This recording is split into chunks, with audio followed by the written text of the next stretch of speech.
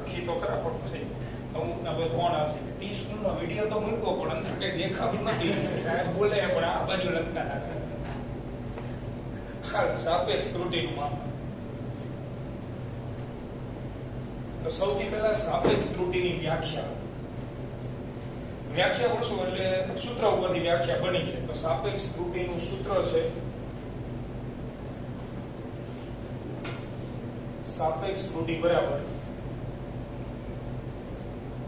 સરેરાશ નિરપેક્ષ ત્રુટિ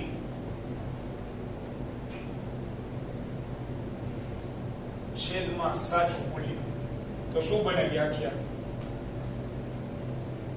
આ વ્યાખ્યા કોઈ રાશિના માપનમાં જોવા મળતી સરેરાશ નિરપેક્ષ ત્રુટિ અને તે રાશિના સાચા મૂલ્યના ભાગાકારને ગુણોત્તરને તે રાશિમાં ઉદ્ભવતી કઈ ત્રુટિ કહેવાય સાપેક્ષ ત્રુટિ કોઈ રાશિના માપનમાં ઉદ્ભવતી સરેરાશ નિરપેક્ષ ત્રુટિ અને તે રાશિના સાચા મૂલ્યના ગુણોત્તરને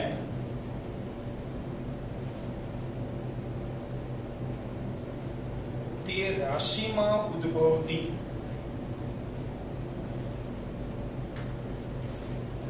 સાપેક્ષ ત્રુટિ કહે છે આ સાપેક્ષ ત્રુટિની વ્યાખ્યા આપણી આગળ કઈ રાશિ હતી નિરપેક્ષ વાળી થિયરી લખાઈ છે ને આપણે એમાં રાશિ કઈ હતી એ રાશિ એ હતી ને તો એને આપણે સૂત્ર સ્વરૂપે લખી તો જેમ નિરપેક્ષ ત્રુટિની સંજ્ઞા શું કીધી ડેલ્ટા એવી રીતે સાપેક્ષ ત્રુટિમાં કોઈ સંજ્ઞા જ નહીં એમ ગુજરાતીમાં લખવાનું સાપેક્ષ ત્રુટિ એમ બરાબર તો આપણી પાસે જે રાશિ એ હતી એના માટે લખીએ રાશિ એ માં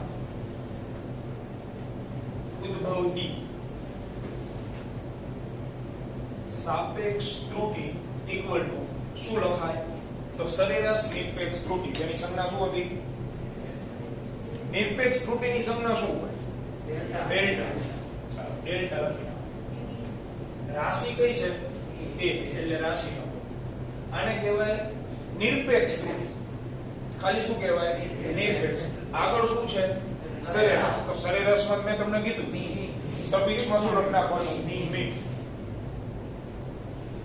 આને કહેવાય સરેરાશ નિરપેક્ષ ત્રુટિ સાચા મૂલ્યની સંજ્ઞા તો સાચું મૂલ્ય એટલે સરેરાશ મૂલ્ય જ હતું ને તો સાચા મૂલ્યની સંજ્ઞા શું આવે એ આવી રીતે ગોતી શકાય આ થઈ ગઈ સાપેક્ષ ત્રુટિ બોલો સાપેક્ષ ત્રુટિને એકમ હોય જોવા મળે એકમ આ ડેલ્ટા એ મીન જે મળતું હોય હું તમને ઉદાહરણ આપું દાખલા તરીકે તમને એક રાશિ આપેલી છે લંબાઈ એમાં તમે ભૂલ ગોતીને આવ્યા 0.2 મીટર તો ભૂલ અથવા ત્રુટિ એ 0.2 મીટર છે અને એનું સાચું મૂલ્ય રહ્યું એ 10 મીટર છે આ બેનો તમે ભાગાકાર લો એટલે આમાં કિંમત મૂકો આમાં ત્રુટિ કેટલી છે 0.2 મીટર છેદમાં સાચું મૂલ્ય 10 મીટર મીટર મીટર ઉડી જાય તો કોઈ દિવસ સાપેક્ષ ત્રુટિને એકમ જ નહીં મળે સાપેક્ષ ત્રુટિ જે છે એ એકમ રહિત છે કારણ કે અંશમાં જે પ્રકારની રાશિ આવશે છેદમાં એનું જ સાચું મૂલ્ય આવશે વ્યાખ્યામાં છે કોઈ રાશિના માપનમાં ઉદ્ભવતી સરેરાશ નિરપેક્ષ ત્રુટિ તે જ રાશિનું સાચું મૂલ્ય એટલે હું દળનું માપન કરતો હોય તો મને દળમાં જે ત્રુટિ જોવા મળે એ કિલોગ્રામમાં ગ્રામમાં જેવું સાચું મૂલ્ય હોય એ જ પ્રકારનું તમને ત્રુટિ જોવા મળશે તો આ સાપેક્ષ ત્રુટિની વાર્તા પૂરી સાવ નાની એટલે આને જોઈને બધા રાજી થાય વાહ સાપેક્ષ ત્રુટિનો દાખલો પૂછાય તો એક જ સ્ટેપમાં પૂરો આને ગોતવા માટે કેટલા સ્ટેપ છે 3 એટલે કહેવાનો મીનિંગ સરેરાશ નિરપેક્ષ ત્રુટિ ગોતતા આવડે તો સાપેક્ષ ત્રુટિ ગોતતા આવડે બાકી નહીં એટલે એ 3 સ્ટેપ તો બહુ મહત્વના છે, એને યાદ રાખવાના. તો આ થઈ ગઈ સાપેક્ષ ત્રુટિ. અને છેલ્લા પ્રકારની ત્રુટિ પ્રતિશત ત્રુટિ નું માપન. તો હવે પ્રતિશત ત્રુટિ વિશે ભણીએ. ઈ આવી સાવ નાનકડી. તો પ્રતિશત ત્રુટિનું સૂત્ર પ્રતિશત ત્રુટિ ઇક્વલ ટુ સાપેક્ષ ત્રુટિ ગુણ્યા 100. તો બનાવો વ્યાખ્યા. શું વ્યાખ્યા બને? કોઈ રાશિના માપનમાં ઉદ્ભવતી સાપેક્ષ ત્રુટિના 100% ને તે રાશિમાં ઉદ્ભવતી કઈ ત્રુટિ કહેવાય? પ્રતિશત ત્રુટિ. કોઈ રાશિના માપનમાં ઉદ્ભવતી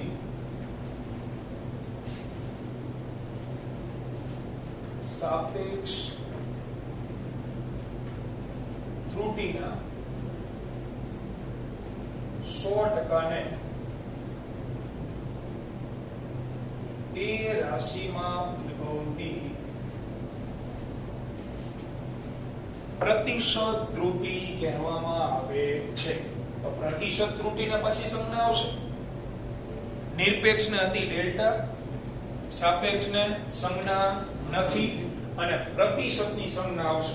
તો પ્રતિશત આપણે રાશિ એ છે, રાશિ એ માટે લખીએ. રાશિ એ માં ઉદ્ભવતી પ્રતિશત ત્રુટિ. તો એની સંજ્ઞા પ્રતિશત ત્રુટિ. પ્રતિશત ત્રુટિની સંજ્ઞા છે ડેલ. ડેલ નહીં, ધ્યાન રાખજો. અને બીજું, કોઈએ મહેરબાની કરીને આને ખડિયાનો ઠ નથી વાંચવાનો.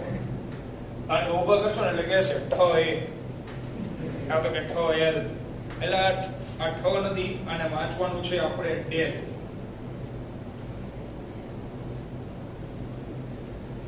પછી જે રાશિ હોય બાજુ મૂકી દેવાય. બરાબર? ઓલામાં સંજ્ઞા ડેલ્ટા હતી ને, એવી રીતે પ્રતિશતમાં શું આવશે? ડેલ. લંબાઈમાં ગોતવાની હોય તો ડેલ એલ, દળમાં ગોતવું હોય તો ડેલ એલ. તો આ છે પ્રતિશત ત્રુટિ ઇક્વલ ટુ સાપેક્ષ ત્રુટિ. સાપેક્ષ ત્રુટિની સંજ્ઞા છે અહીં a માં સાપેક્ષ ત્રુટિ ગુણ્યા 100%. સાપેક્ષ ત્રુટિનું સૂત્ર ખબર આપણને અહીં ડેલ્ટા a મીન છેદમાં a મીન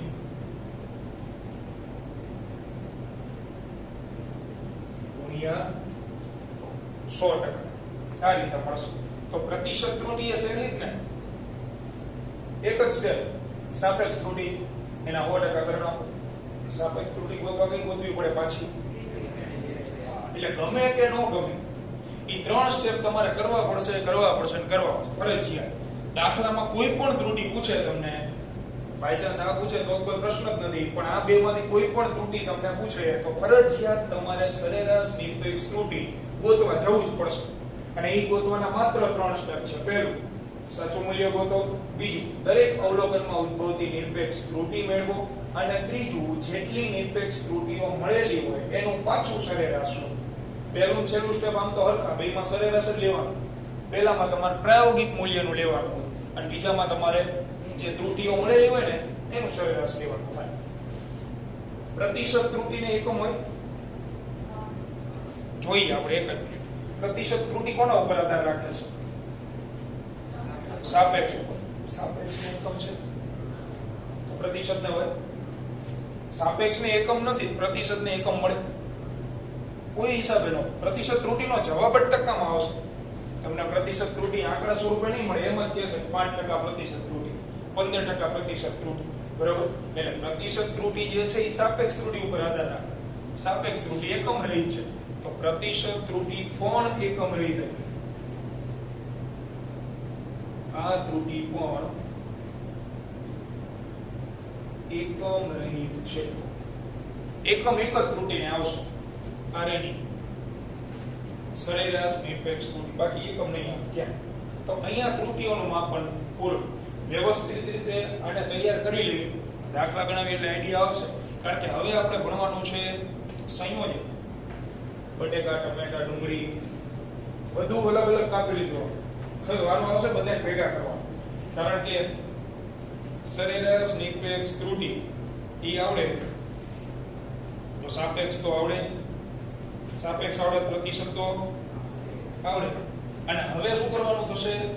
આ ત્રણે ત્રણ ભેગા આવશે એક જ દાખલા. એટલે ટૂંકમાં એક જ પદ આપેલું હશે, એ પદમાં તમારે ત્રણે ત્રણ ભેગા ગોતવાના થશે. તો તમે સ્વતંત્ર રીતે જો એને ગોતી શકતા હોય તો ભેગા કરીને ગોતી શકશો. બરાબર? તો પેલા સેપરેટ દાખલા ગણશું આપણે. ઝડપથી આને લખી લો, પછી આપણે જે એક દાખલો છે એને પૂર્ણ કરી પુશ કરો.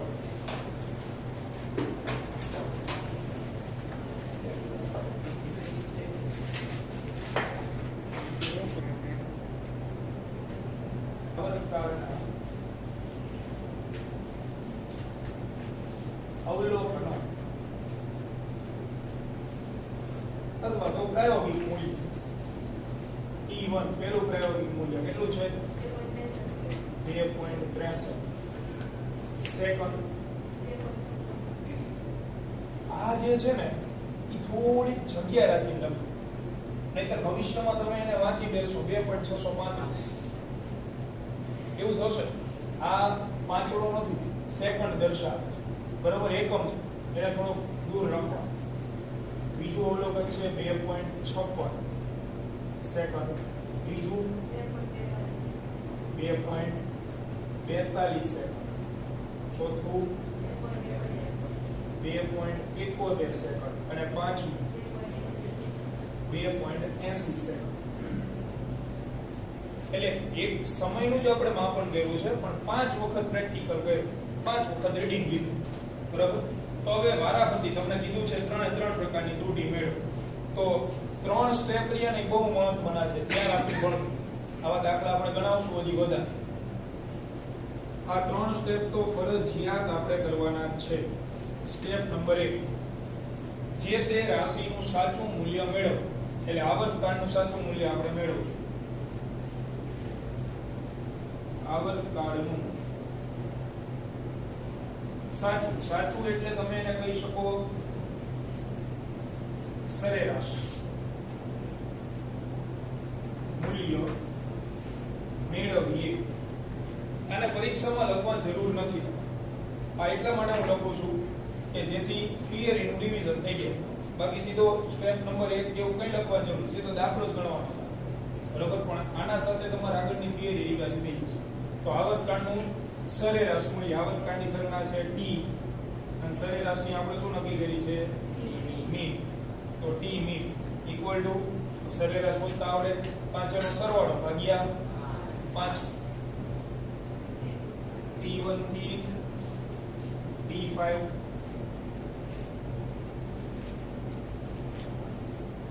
છેદમાં 5 મૂકો કિંમત. તો આ 5 એ 5 ની કિંમત મૂકી આપણે ઇક્વલ ટુ 2.63 2.56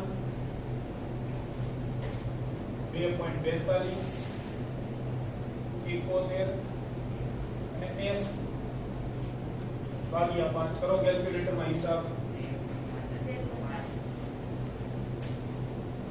13.5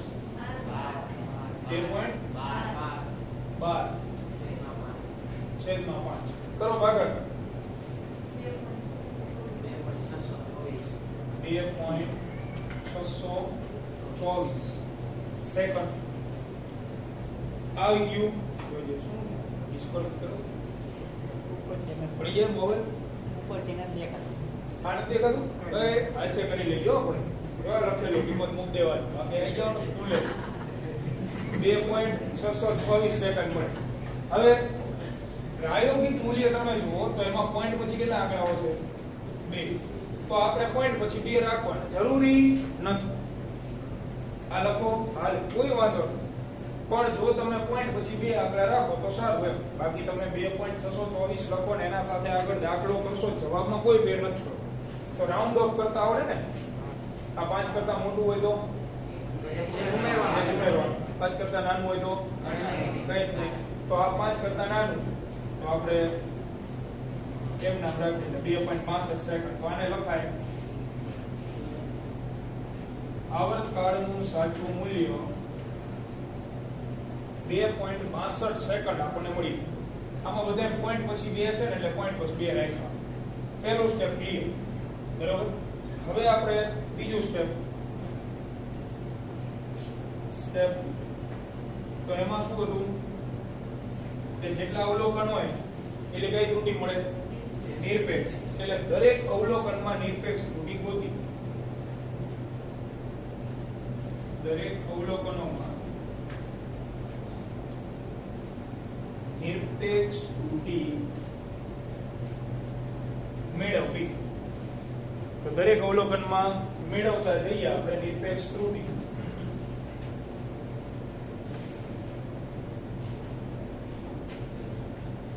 પ્રથમ અવલોકનમાં નિરપેક્ષ ત્રુટી. પ્રથમ અવલોકન એમાં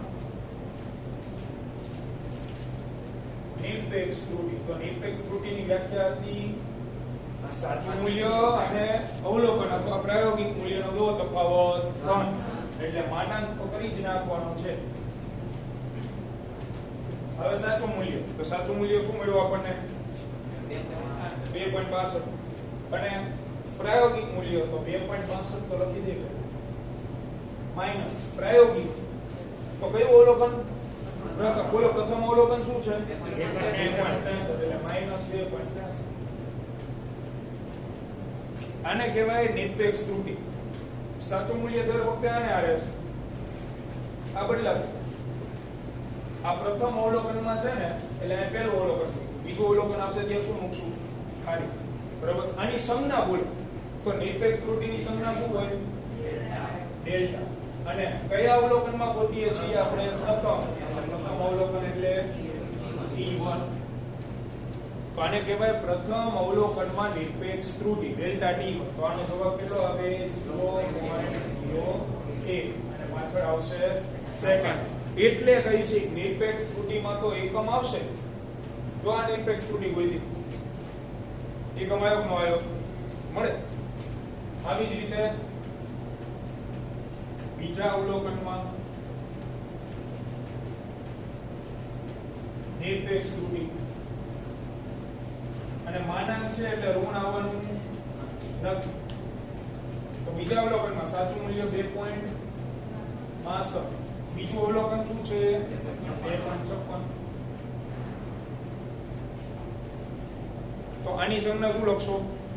ડેલ્ટા તો આવશે પણ બીજા અવલોકનમાં છે એટલે T2 ઇક્વલ ટુ કેટલી આવે? બાદબાકી 0.06 સેકન્ડ.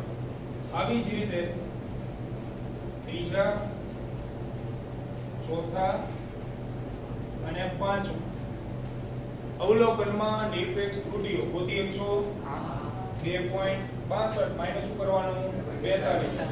71 માઈનસ 42 એટલે 62 માઈનસ 71 અને 62 માઈનસ 80. પાંચે પાંચ ત્રુટીઓ ગોતી પછી આપણે ત્રીજા સ્ટેપ તરફ આગળ વધી ઝડપથી આને પૂર્ણ કરો.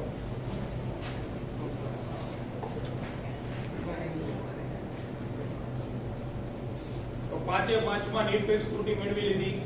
બરાબર. પાછળ એકમો લખવાના છે સેટ. તો ત્રીજું અને છેલ્લું સ્ટેપ. હવે તમને જે નિરપેક્ષ ત્રુટીઓ મળેલી છે એનું આપણે શું લેશું હવે? સરેરાશ. આમ તમે મેં આપણે કીધું એમ આમ તમે જોવા જાઓ તો પહેલું છેલ્લું બે સ્ટેપ સરખા જ છે. સ્ટેપ 3 સરેરાશ નિરપેક્ષ ત્રુટી મેળવવી. મેં કીધું એમાં સ્ટેપ તમારે ન લખવાના. દાખલા પરીક્ષામાં અત્યારે લખજો વાંધો. તો આપણે આવર્તકાળમાં સરેરાશ નિરપેક્ષ ત્રુટી ગોતીએ તો લખાય એની સંજ્ઞા શું આવે? એક તો નિરપેક્ષ ત્રુટીની સંજ્ઞા બોલો તો ડેલ્ટા. રાશિ તરીકે છે ડી. આ તો આની સંજ્ઞા થઈ ને સરેરાશની. Delta T mean equal to શું આવે? તો જેટલી વખત તમે ડેલ્ટા ના મૂલ્ય મેળવેલા એનો સરેરાશ. Delta T1 delta T2 plus delta T3 T4 અને T5 છેદમાં 5 મૂકવા માંડો કિંમતો તો ડેલ્ટા T1 ની 0.08 T2 ની 0.06 બોલો T3 ની કેટલી આવી 0.20 બહુ મોટી ભૂલ બીજા ચોથામાં T4 માં 0.09 અને છેલ્લું 0.18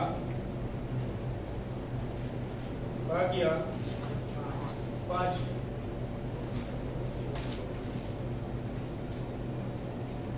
કરવાનો સરવાળો 0.54 ભાગ્યા 5 કરો ભાગ્યા 5 0.11 પાછળ આવે કે આગળ આવે છે 0.108 બરોબર 0.108 સેકન્ડ આટલો જ મળશે એને રાઉન્ડ ઓફ કરો પછી 0.11 મળે અને તમે રાઉન્ડ ઓફ કરો 0. શું વધે 11 આ મળશે આટલું 0.108 સેકન્ડ જ મળશે બરાબર આ મળી ગઈ આપણને સરેરાશ નિરપેક્ષ ત્રુટિ પહેલા પ્રકારની ત્રુટિ મળી હજી એટલે 3 સ્ટેપ કરો એટલે જવાબ આવી સરેરાશ નિરપેક્ષ ત્રુટિ મળી બસ આપણે એટલું જ જોતું સરેરાશ નિરપેક્ષ ત્રુટિ મળી ગઈ એટલે કાશી ફરિયાદ કારણ કે ઈ જ મેઈન ત્રુટિ હતી બરાબર ત્રણ પ્રકારની ત્રુટિમાં સરેરાશ નિરપેક્ષ ત્રુટિ ગોતવી જરૂરી છે આ મળી જાય હવે સાપેક્ષના પ્રતિશત તો એક સ્ટેપનું કામ છે જો હવે બીજા પ્રકારની ત્રુટિ ગોતવી સાપેક્ષ ત્રુટિ આવર્તકાળમાં શાંતિ લખજો ચિંતા ન આવર્તકાળમાં સાપેક્ષ ત્રુટિ તો સાપેક્ષ ત્રુટિની વ્યાખ્યા આપણે ભણી ગયા હતા શું હતી વ્યાખ્યા અંશમાં કઈ ત્રુટિ આવે સરેરાશ નિરપેક્ષ ત્રુટિ અને છેદમાં કયું મૂલ્ય આવે સાચું મૂલ્ય તો સરેરાશ નિરપેક્ષ ત્રુટિ અંશમાં એ લખી દેવાનું સરેરાશ નિરપેક્ષ ત્રુટિ છેદમાં સાચું મૂલ્ય સાપેક્ષ ત્રુટિની સંજ્ઞા છે ને આનું તો સરેરાશ નિરપેક્ષ ત્રુટિ એટલે ત્રીજું સ્ટેપ રહ્યું નહીં ત્રીજા સ્ટેપનો જવાબ આવ્યો 0.108 અને ભાગ્યા સાચું મૂલ્ય એટલે કયું સ્ટેપ પહેલું સ્ટેપ પહેલા સ્ટેપમાં જવાબ શું આવ્યો તો 2.62 ચલો ભાગાકાર કરો કેટલો આવે જલ્દી જવાબ બોલો 0.041 બરોબર 0.041 0.0412 જેટલો કે આટલો જવાબ મળે છે આ બાળકો આપણને મળી ગઈ સાપેક્ષ ત્રુટિ એકમ એટલે નથી જુઓ તો આ 0.108 છે પાછળ શું એકમ છે સેકન્ડ પછી તમે જે 2.62 ગોઈતું એમાં પાછળ એકમ શું લેખો સેકન્ડ તો ઉડી જાય જ્યાં એકદા જેવું લાગે લખ નાખવાનું સેકન્ડ આવે આખો લખજો ને વાંધો એ તો ન્યુ એટલે એકમ ન મળે અને છેલ્લી સૌની પ્રિય પ્રતિશત ત્રુટિ કારણ કે ટકો મુદ્દો ટાવતા હોય આવે ઇક્વલ ટુ સાપેક્ષ ત્રુટિ ગુણ્યા 100% તો એની સંજ્ઞા પહેલા તો એક તો ડેલ અને રાશિ કઈ છે ટી સાપેક્ષ ત્રુટિ કેટલી ગોતી આવ્યા 0.0412 ગુણ્યા 100% which is equal to 4.12 તો આ બી તો સાવ સહેલી પણ એને ગોતવા માટે તમારે ફરજિયાત કઈ ગોતવી પડશે સરેરાશ નિરપેક્ષ ત્રુટિ તો આવતીકાલે વધુ આવા દાખલાઓ આપણે ગણશું બરાબર એકાદ બે હું ગણાવીશ એકાદ તમારે જાતે કરવાનું થશે તો તૈયાર કરીને આવજો